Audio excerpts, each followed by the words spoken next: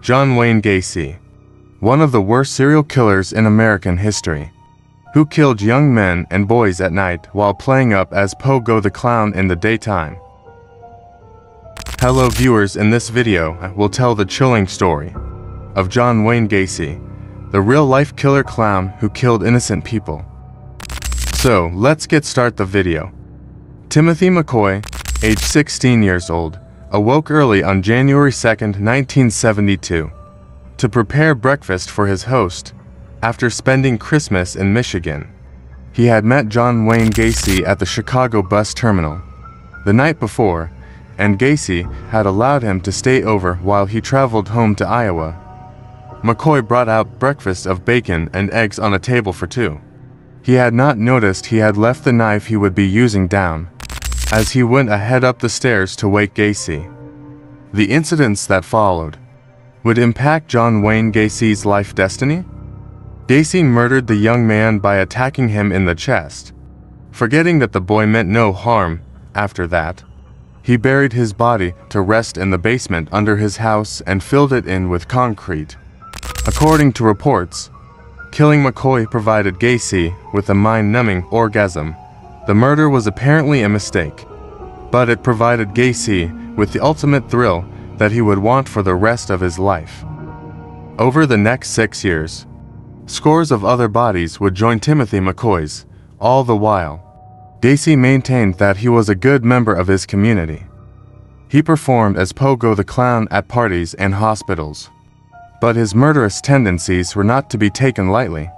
By the time he had been taken into custody, Gacy, the killer clown, had killed at least 33 people. A secret, tortured past. Those who knew John Wayne Gacy would never have anticipated him to turn out this way. Almost everyone who faced him described him as a gentle and charming man. He spent most of his life working in customer service, first managing 3 of his father-in-law's KFC franchises. Before founding his own construction company, his clients described him as friendly, generous, and willing to help others. He employed local teenagers in need of work and made major contributions to his local junior Chamber of Commerce. However, officials discovered that something extremely frightening always existed inside him. John Wayne Gacy was born in Chicago on March 17, 1942. His father had always hated him, calling him a sissy, and assaulted him when he was 4 years old. He often criticized him and punished him with a belt. When Gacy was 7 years old and a family member abused him, he refused to inform anyone for fear of being beaten. John Wayne Gacy was an active member of his community in the 1970s, regularly participating in political activities. He is pictured here with First Lady Rosalynn Carter. Just a few months before investigators discovered he had murdered 33 people, Gacy quickly recognized he was gay. However, homosexuality was still considered taboo in the 1950s, so he claimed to be straight throughout his life. Gacy had a genetic heart issue that affected his physical activity and resulted in lifelong weight gain. He spent a significant portion of his childhood in the hospital. When he was 11, doctors found a blood clot in his brain. They were able to treat it, but it did not protect Gacy from his father's anger. When Gacy realized he had tired of the harassment, he packed up and moved out west while working a mortuary assistant in Las Vegas. Gacy slept on a cot behind the decomposition area one night after watching mortuary workers preserve dead bodies. He got into a coffin with one. He remained in the casket for some time, loving and touching the body of a teen lad. After just a few months in Vegas, he returned home and enrolled in business school, shocked by this unexpected event. He never told anyone about his funeral experience. The killer clown tries to have a normal life. Gacy's living room included a pineapple bar, where he regularly hosted neighborhood parties. After his graduation from Northwestern Business College, John Wayne Gacy met Marlon Myers, a co-worker at a shoe firm in Springfield, Illinois. In 1964, the two of them married, and Gacy took over management of his father-in-law's Kentucky Fried Chicken franchises in Waterloo. Iowa, where they lived with Myers' parents. He and Myers had 2 children, and what show up to become an incredible life. Meanwhile, Gacy attempted to hide his depravity. He joined the Waterloo Jaycees, a group of businessmen who engaged in wife swapping, prostitution, pornography, and drug use. He even built a club in his basement for young people to drink and play pool without getting into trouble. He would commonly create trust with his victims, so they wouldn't need to be on guard. Detective SKT, Jason Moran of the Cook County Sheriff's Office stated years later, he was both their employer and friend. He might have offered them drink and narcotics, as well a place to sleep at night. That is a simple way to kill someone. Then Gacy began forcing some of these young guys, including those he employed at KFC, to take part in sexual actions with him. This would be his first setback. John Wayne Gacy was arrested in 1968 on charges of sexual harassment in the workplace. It began in August 1967, when Gacy selected 15-year-old Donald Voorhees, the son of a fellow Jaycee, to do some housework for him. Gacy brought him into his basement, filled him with wine, and forced him to perform sexual encounters. Voorhees stayed silent about the incident until March 1968, when he informed his father, triggered an investigation into Gacy and destroying the appearance of a regular life he had built. A few months later, in an attempt to frighten Voorhees for not testifying in court, he gave $300 to a KFC employee to beat him up. Voorhees, fortunately, got to escape and report the attempted beating, which expanded Gacy's legal issues. John Wayne Gacy admitted to oral sexual assault in December 1967. Sexual relations between 2 people of the same sex was illegal in Iowa. After his 10-year prison sentence, he received divorce papers from his wife, whom he would never see again. However, John Wayne Gacy got discharged for being a model prisoner less than 2 years after his arrest.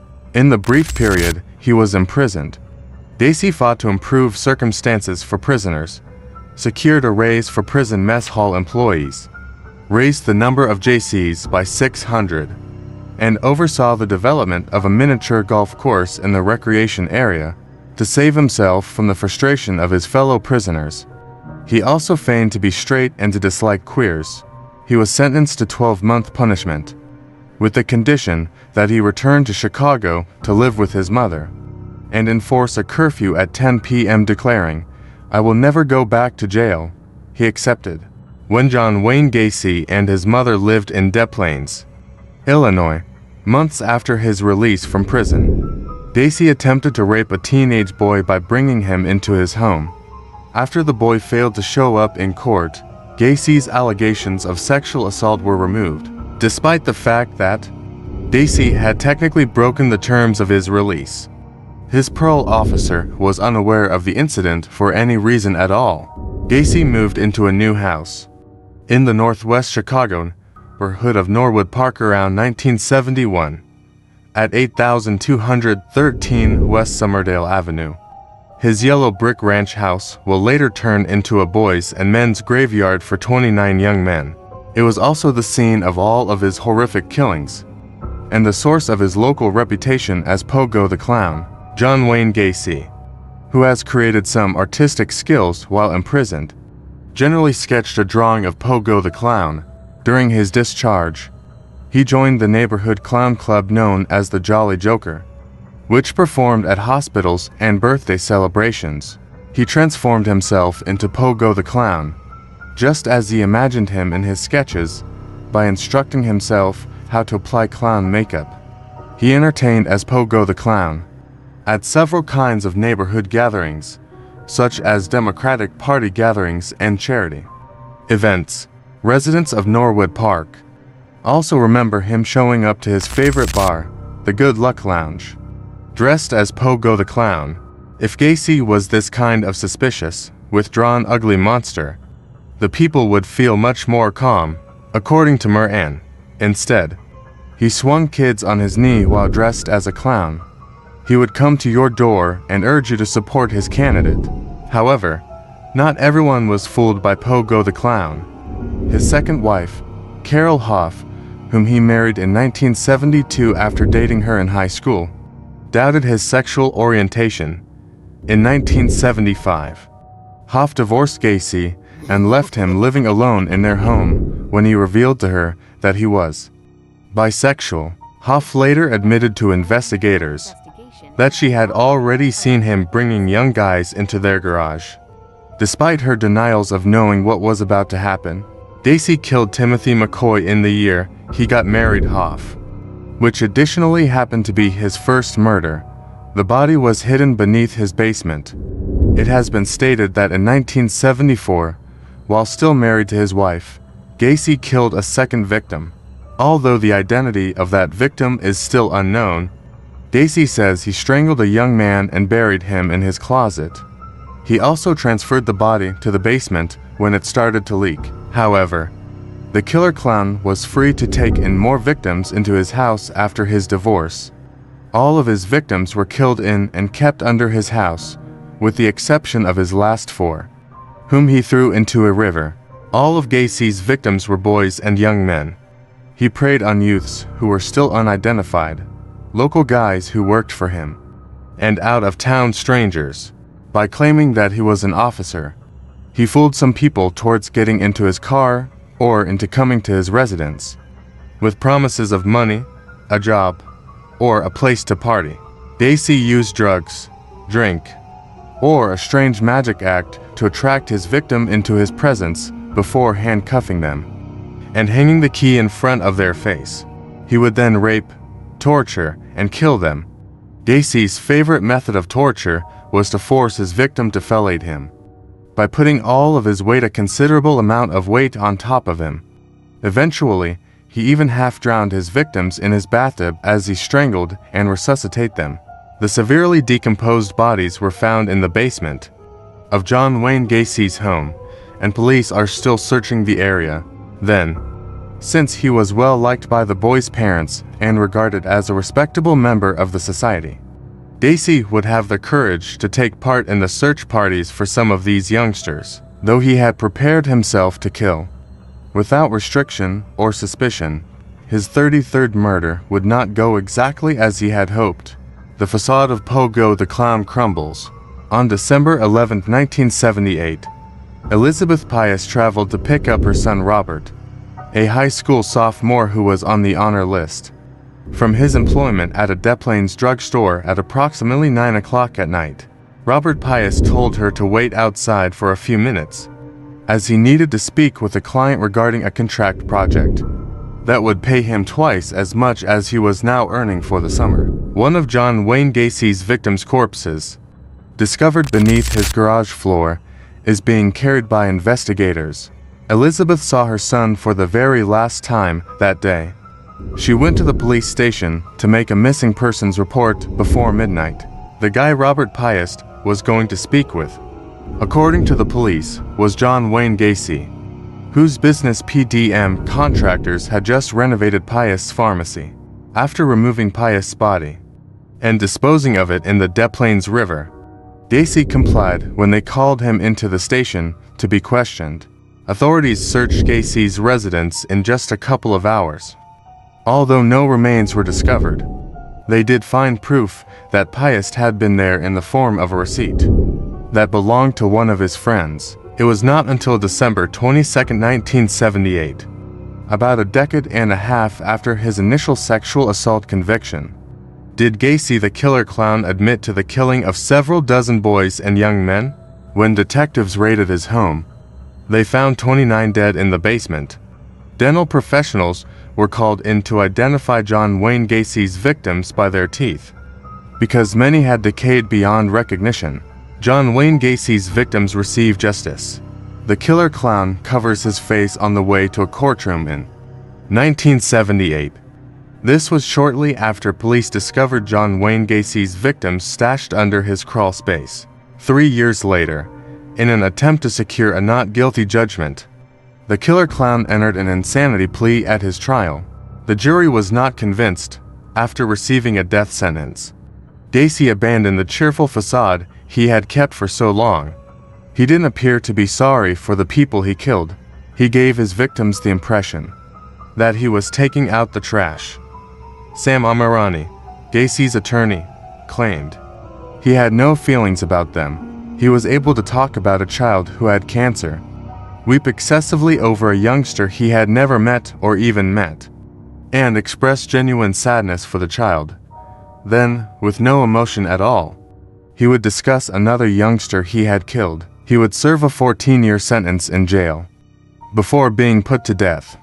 Going back to his beginnings, he ordered a bucket of Kentucky Fried Chicken for his final dinner the night before he was executed. Some of the faces of John Wayne Gacy's victims. The killer clown reportedly said, "Kiss my ass," in his final words before being put to death. Though John Wayne Gacy is long gone, and his house has since been demolished, his legacy lives on.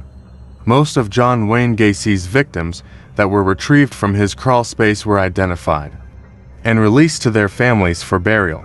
However, 23 years after his death, authorities are still trying to identify the rest. In July 2017, one of the last remaining bodies was finally identified, but his grieving family had already died. John Wayne Gacy left 6 victims who are yet unidentified. Friends, this was the chilling story of John Wayne Gacy, the real-life killer clown. Viewers, what you can say about him?